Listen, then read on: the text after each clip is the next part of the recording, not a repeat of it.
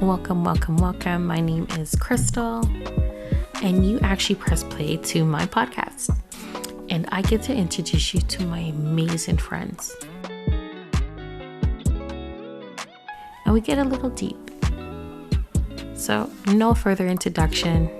This is Krystle Breaks Easy.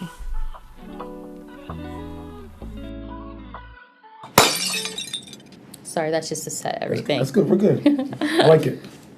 You're listening to Krystle Breaks Easy. I am your host, Krystle. And today I have with me a person I've known for over 20 years. Yeah, it's been over 20 years. 16? Well, I'm not that old. Don't listen to that. What do you mean? You're not that old, guy. It's over 20 years. Yeah, 20 years. This person has changed so much from when I first met you. Yeah. And you have grown into this, I would say mobile, because you always say slow motion, in motion. Yeah. That's you always say, the one and only Mr. Antwi, aka Buns. Thanks for having me. I appreciate it. It's a blessing to be here. Well, thank you for coming and taking the time out of your Saturday. For sure. Can you tell me how we met? I want to hear your story, and then I'll go on. If I can remember, it was Humber Classic at a basketball tournament, and I think we finished winning the tournament, or it was before the finals, I think, one of the two. And I remember coming out and I see these twins. Always the twins. And I'm like, hold on, are you guys twins? And I think that's like the first time we met, and you guys said something about the game, and something like that. It was a short moment, but you guys said good game, or something along those lines. Yeah. Where you gotta give me a compliment about my game. You said something specific about the game, like, oh, these guys know basketball. But it was me. Trina was making fun of you because you had, it was Humber Classic. Mm-hmm. You just did finish, and everyone's giving these praises, but we already knew who you were just because I follow ball. And Trina was like, why this guy have 16? That's the year that you had eyebrows. Your cut was like D's guy. You had 6 in each eyebrow. We're like, what is this guy doing? Yeah. And then Trina made the joke, Jay-Z said only 3 cuts. Yes. Try to while out. Yes. What is this guy doing? Yes. And then you looked up yo, are you guys twins? Yeah, good game. Try to just shut up, Trina. Because only Trina would say something stupid like that. I remember that. It wasn't stupid, it was smart.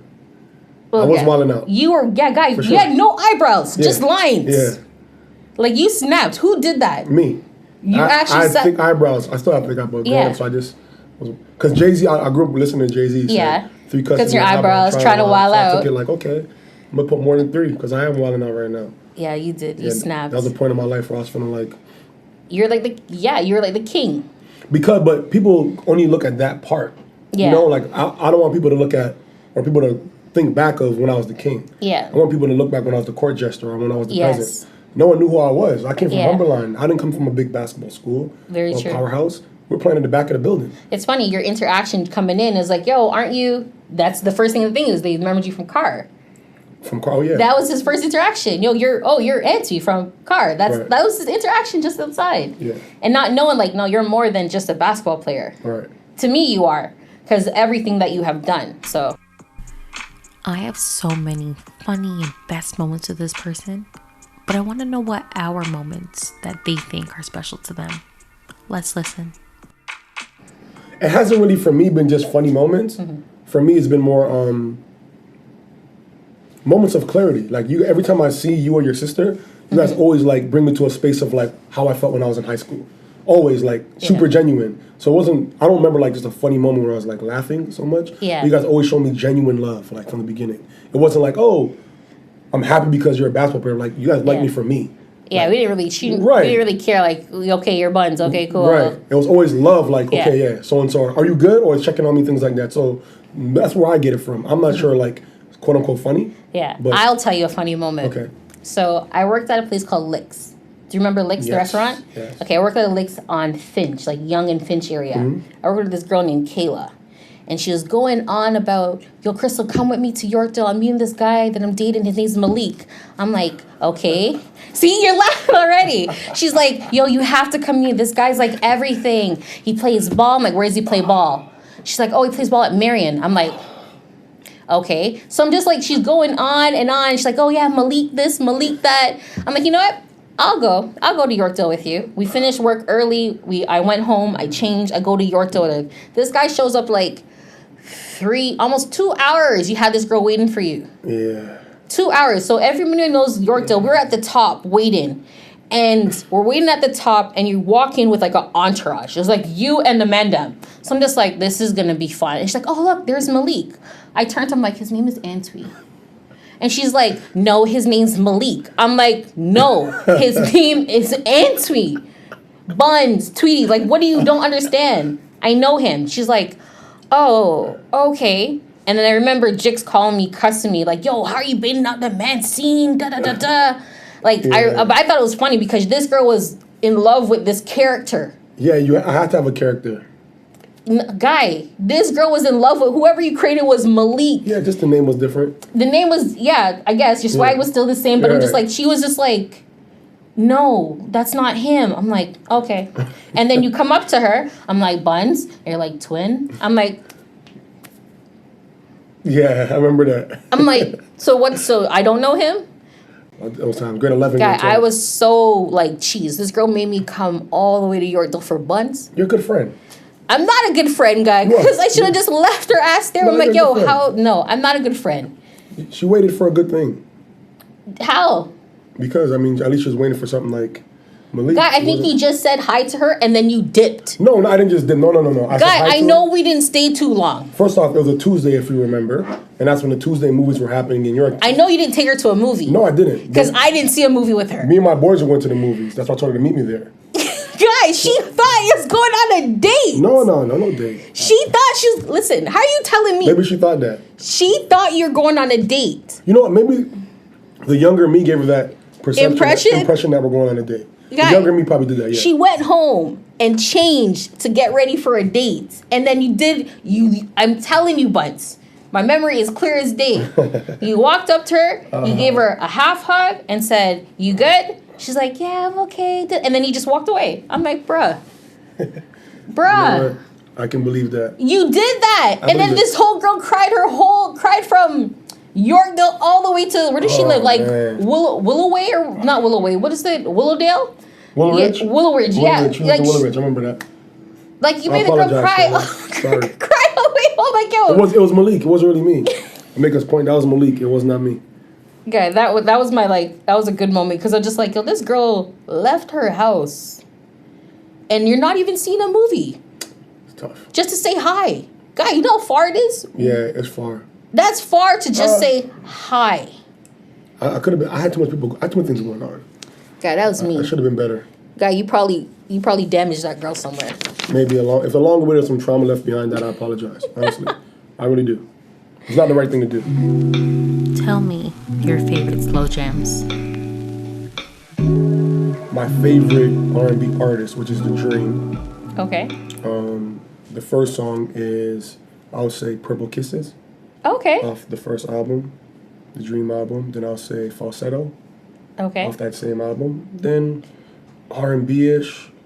I would have to say, who I want to say, I can't say R. Kelly. But we already did that. So it's okay to like R. Kelly the artist, not Robert the person. Perfect. Okay. Well, so it's okay. You can say R. Kelly's music, and you don't have to like Robert the person. The music, so I'll go with, off that 12-play album, I'll go with that, the 12-play song. Okay. The intro, I think, is the intro. Then I go Usher, Confessions. Go that song. Confessions 1 or 2? 1, Superstar. Okay. That song, Superstar, one of my favorite songs, like number one. And then to finish off, this isn't R&B-ish, but it's R&B. I'll go Anthony Hamilton, Charlene. Okay. That's different. I haven't heard that one today. But yeah, you're the second person. It's okay if you like R. Kelly's music, just not Robert the person. Yeah, I mean, I got a big R&B bag. Like, I really listen to a lot of R&B music, so... I do have one other funny moment. I remember being in a car with... Was it you that was singing Monica? And everyone's like, Krystle, stop singing. I'm like, it's not me singing Monica. It was Buns. That wasn't me. It was you. That wasn't me. You were singing Monica. I was not singing. Was Boy's Mine or something like that? It was not. It was, Angel of Mine or something like that. Angel of Mine. You know, because you were singing it. See? You were singing it first. No, I was not. I was finishing the notes. I was not singing. Everyone's like, Krystle, stop singing. I'm like, I'm not even opening my mouth right now. I remember. Yeah, that was a funny ride. But like, look at that. He knew the song. You're telling me that. I got great memory. You got a good memory, but sure. I was not singing. You were singing first. No, I was not. I started finishing like the last end of the bars and you stopped. No. Yes, I remember. I wasn't finishing anything, but you were singing that song with your heart. I blamed it on you, so. I didn't say sing. I blamed it on you on the ride. So. Yeah, I know. I was like, Krystle, stop singing. I'm like, I'm not singing. I'm really not singing. It's time to get deep. Let's get real deep. What's your breaking point?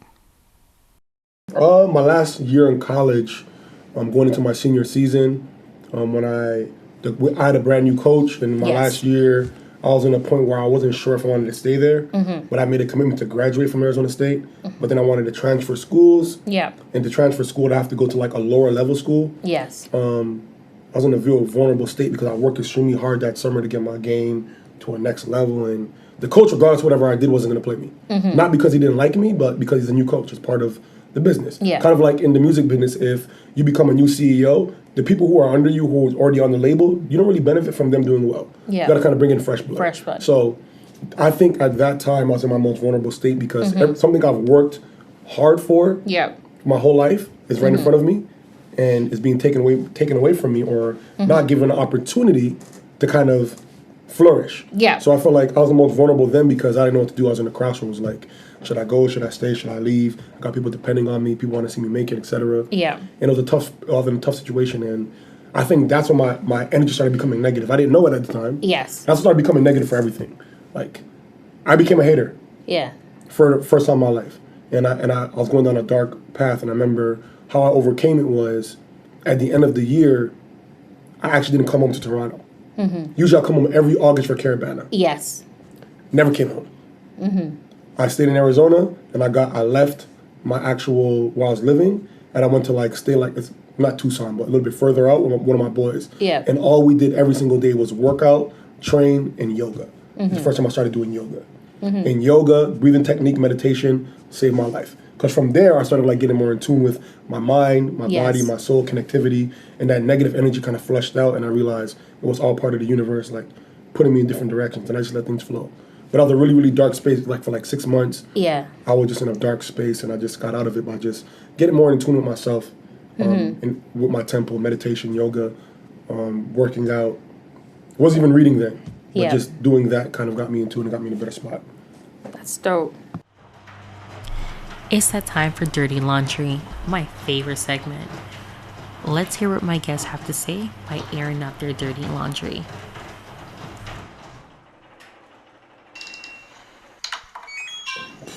Anyways, when I was in college, I had 2 girlfriends. I had a girlfriend in school and a girlfriend at home in Toronto. So I had 2 phones at the same time as well. I already know where this is going. So, oh man, it was a tough one. So when I came back to school after the summer of being with my girlfriend in Toronto, that was really, really my girlfriend in Toronto. Yeah. School was kind of like my my school girlfriend. While you're here. You know how, but nowadays people have work husbands and work wives. That was my school girlfriend. But you were dating her. I was dating both of them. Okay. One I was more into. So work husband's just someone you vent to that you can't vent to your husband. Sometimes it gets where they get emotionally connected. That's what happened with me. Okay. I just started venting to her and talking to her, and then we got connected that way. Because we're young. Anyways. So I came back to school, and my school girlfriend was like, why do you have 2 phones now? And one of my phones rang, and it was my real girlfriend from Toronto. She answered the phone. My school girlfriend now got mad at me, took my clothes, threw it in the pool, took all my Jay-Z CDs, threw it in the pool, and threw a rock through my window. Big ordeal. Cops came. She got in trouble for it. I couldn't go to conditioning or go to practice for a couple of days. Coach kept me away from the team. And then the worst part about it is my girlfriend from Toronto found out that there's another girl in school. How I got out of it? Yes. I really didn't get out of it like I should have, but I'm a smooth talker. Yeah, you finesse the shit out of these girls. I didn't finesse them. All I did was tell them, you know what? I told the one at home, either you're going to live with it or not. I'm going to be here and you're over there. So either you stick with me and you may... You gave this girl an ultimatum. I did. I said, either you stick with me and you can get, something special. I don't know what else is out there. That's what I said at the time. I'm telling the truth. Jesus. It's not me now. It's back then. So I know. You get something special. That's how I felt. And then I told her, but the girl at school just for my girl for school. She's here to be here. If you want me not to touch her, I won't touch her. But she's still going to be my girlfriend. And she's not going to, break up with me. She will never do that. Then she's like, you know what? I choose not to. So the girl in Toronto chose not to. Then I just kept the girl in America as my girlfriend. Finesse. So I didn't get out of it like I should have. I wish it went differently. Yeah, because we know you would have probably still had both It's part of my lineage. You know what? I can't. My grandfather had 9 wives. My great uncle had 10 wives. Both sides, like, this is part of my lineage. But your father has 1. It's not. I don't want to talk about it. I'm talking about in my blood. I'm not saying about, like, I felt like if I was to be honest with them, yes, in the beginning, it would be a completely different story. So they know what's up. I shouldn't have lied to them. Yeah. Just told them straight up, this is what it is, and if you want to deal with it, you can. If you don't have to. And they'll probably respect me more. I was young and I was dumb. They would have took you like, immature, okay. Very immature. I should have just stayed neutral, not have one as my girlfriend, and just date both of them. And have them be able to say, date, hey, I'm just dating. And have them be able to date who they choose to as well. You knew girls are not going to be doing that. Yes, they will if you're honest with them, because they're going to do it regardless. There's 10 guys, or not 10, maybe 5 guys in every girl's phone book that claim they're friends that want to be more than friends. That is on a bench reserve. And if you let a woman know, or a young lady know at the time, like, you know what, this is what I'm doing, this is what you want to do, you can do it, at least she'll respect you more. So you're saying your roster is always stocked? For women. But back then your roster was stocked. Women rosters are always stocked. Yes. With so-called friends. Women's roster, That's what I mean. Roster stocked with friends that want to be more than friends. Guys that are in the friend zone, that want to leave the friend zone. But then when you're stuck in the friend zone, you stay there. Watch this. You can put it out here. How many girls are with guys that used to be in their friend zone now? I'll wait. They started in the friend zone. They broke up with the boyfriend they had now. Then afterwards, like, Malik's kind of cool. I'll give him a chance. Boom. Now he's a boyfriend. Done. Start in the friend zone, you end somewhere else in the end zone. You start in the friend zone, you end in the end zone. Listen, it's not here to drop your bars, eh? This is perfect. You start in the friend zone and you end in the end zone. Fellas, stick it through, young kings. I believe in you. It's time to be inspired. So let's ask my guests. What's going on with them? In business, life, new adventures. There's a lot going on, but what's next for me, I would have to say, a lot of growth in being one with the universe in terms of not forcing things, but letting things come to me. But still be moving. Yes. Like, you still have to be on pace to let things come to you. Like, your prayers have to be aligned with what you're working for. Like, I can't be like saying I want to be a general manager in the NBA, but doing the opposite of not researching what they're doing now. Yes. And not knowing every trade before it comes out. Yes. Not knowing everything happening in the league on and off the floor. I have to know all that like the back of my hand. Because you have to know the history of things so you can improve the future of course. You know, so doing things like that and being extremely patient, but still being diligent in my work pursuit towards getting to my goals. Can you tell me about the program that you just launched with the Mississauga Tigers? The youth program that you're actually doing. I've seen that you posted something recently about a scholarship. Okay, yes. Can you tell me more about that? So, with the Mississauga Tigers, we're actually probably one of the most diverse baseball teams ever. We have a lot of African Canadian players, players of color, Dominican, Latino, etc. So we wanted to launch something called the Cito Gaston Scholarship, which is Cito Gaston. Those who don't know, is probably the only manager who I got a championship back-to-back with Toronto Blue Jays, with a lot of actual colored players. And he started a whole movement with those guys, and he was special in not just the history of baseball for Toronto, but baseball, period. Yes. And he's the godfather of one of the main members of the actual Mississauga Tigers, like from the coaching staff, and put everything together, Sean Travers. So we want to honor Cito with a scholarship for African Canadian or colored kids, where we can help with their funding to be on our team and their training, etc. Because baseball is a pretty expensive sport. It's very expensive sport. My son played 3 years. I was like, forget this guy. It's an expensive sport for, so we want to make sure we can help and aid them. And not just aid them, you have to be an outstanding member of the community. Yes. If you're doing the right things. And then education has to be amongst. And watch this. We understand sometimes education may not be there because the other aspects aren't up to where it's supposed to be. Yes. You want to be able to at least gauge that, where it's like, well, maybe this person's amazing young student, but doesn't have the resources, so they may rebel against certain things. So let's have like a better measure of who we're dealing with. So we have a whole interview process. The players have to send us a 150 word essay on why we should choose them. We go through the interview process, and then we go from there. It's the first year we've ever been done, and it's been amazing. And we're actually selecting all of our players next week Friday. That's great. I'm excited for that. Thank you. That's like something like, when I saw it, I was like, okay, this is album mode's real. Yeah, for sure. This is like Grammy nominated stuff now. Like, you're ready, you're up there. I appreciate it. This segment is called Bookme. where I actually get to ask my guests about what book had deeply impacted them and why. Well, it's a compilation for me. Right, list them all. So the first book that was the most impactful, that got my mind ready to read more, was The Alchemist from Paulo Coelho. Because I got it from my friend Jaren Ship, and when I was in China with him, we're on basketball tour, and our tour was about 14 days. So on day 3, he gives me this book. I never read in college. Yeah. I never read books in college. I'll just go to class, sit beside 2 pretty girls, have them take the notes and get the notes from them, pass the test. That was what I did in college the whole time I was on the stage. But I was still smart. Yeah. And I still read the notes they took. You still read the notes, but you didn't actually do the work. I didn't actually do the notes. I didn't like doing the notes. I was lazy at that time. I never read in college. But my college teammate that was on a tour with me as pros gave me this book. Like, listen, I know you don't read, but I know how you are. If you read this book, it's going to change your life. I'm like, shit, I don't want to read this. I don't have time for I don't read. Who does that? Listen to my music the whole time. Read the first chapter on day 3. I finished the book on day 10. So it took me 7 days to read The Alchemist, and I've never read a book in 20 years, almost ever. Not even a book that's 200 pages. So that got me going. And just the message in that book changed my life because of like the journey of Santiago and, you know, the different parables and different adversity I had to go through to get to where we had to go. And that kind of was like messaging to me because I was in a point in my life where I'm like, I need to pay attention to signs more. Yes. Things that are coming up full speed, I need to slow down. And that's where the moniker Slow Motion But In Motion came. Right after reading that book. Like, I'm going too fast paced. Why am I in such a rush? Slow down. You'll be able to see more when you're slow. Yes. You take your time when you're patient. Very true. When you practice sabr. But I was always rushing. Always I want to get this now. I want to get that now. You're always go. Second book I would have to say that helped shape me as a man was the autobiography of Malcolm X, Alex Haley. It's very, very inspirational because of the discipline Malcolm showed and the fearlessness he had just towards life. Like knowing they're going to kill me if I say this, but my word and what I stand for means more than anything. Yes. And then having the ability to kill your own ego to say I was wrong about something. I was wrong about how I felt about a certain group of people. And now I want to make it right. Yeah. Even if they kill me. Yes. Like, you can kill me physically, but I'm going to live forever. Because you only die twice.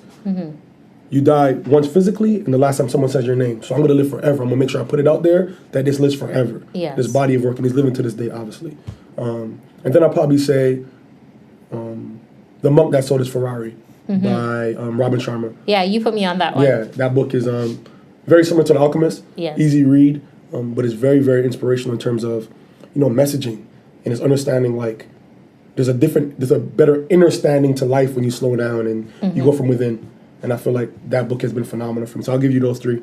I don't want to go too deep because I got like... Yeah, you have a whole book list. Yeah, different. We'll save that for season 2. Yeah, for sure. So this is our last segment. It's called The Quote. I ask my guests to tell me what quotes they use on a daily basis or the ones they live by. For me, short and simple, mine is, life is what you make it. Because it is. Let's hear what my guests have to say. Slow motion but in motion equals movement being medicine. But actually, I put the medicine in the dessert. I'm going to say it slower. So slow motion but in motion. Yes. It's like an equation. Equals movement being medicine. Meaning when you move, it's good for you, it's healing. Yes. But I still put the medicine in the dessert. So I dress it up to make it look a certain way so you come to it, but the medicine is in there. Kind of like when you feed a child, you put the medicine in the dessert.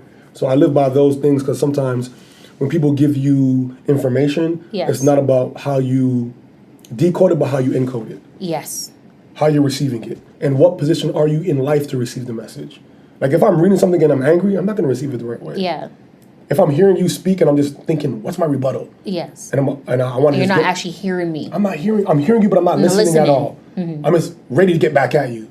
How am I supposed to understand? That's like I have my basketball players out here today. They had a workout for Niagara Lions, and I was telling the guys, like we're doing a drill where you have to read and react. Yes. Right. And I'm telling them, they're literally playing the game without looking at where they're going. They're just playing, and I'm telling them, how are you supposed to read a book if you can't see the letters?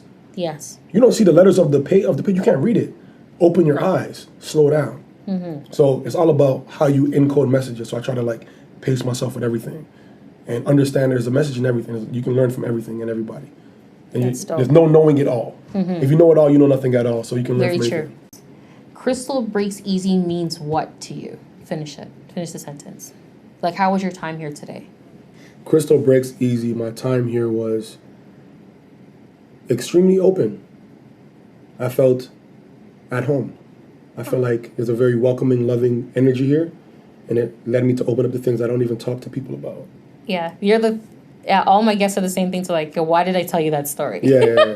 Some stuff you may have to block out, but yeah. Yeah, sorry. So what we're gonna do is, I have 16 episodes a season. Mm-hmm. So I'm gonna have a barbecue at my house with all 16 guests, just like a thank you dinner, and then a reflection on how you think your interview went. Okay. And then with everybody, so you get to see the whole cast. Amazing. And I'm gonna cook and drinks and all that. We have to edit some stuff out because some of those girls, oh man, they're gonna get really mad at me because it's still on my social media, so I'm not sure. Sorry, ladies. Don't worry, I'll make sure. You can apologize from now. And I apologize. I was young. Don't get mad at me when you see this. They don't even know that they're both my girlfriends at the same time. Ooh. This is the first time they ever they knew, but they didn't know how at the same actually. Time. You're out here being messy. That was 2006. 2006. I was in Belleville in 2006. Yeah, I was like 18, 19 years old. If that. Sorry, ladies. I don't even you gotta edit that out. I will. I promise. Well, thank you so much. So that is a wrap, folks. You just listened to Krystle Breaks Easy. I am your host, Krystle. To find me on Instagram, you're going to look for Krystle Breaks Easy _, which is the podcast page. Also, my personal page on all platforms is Chris My Life. So until next time, stay safe.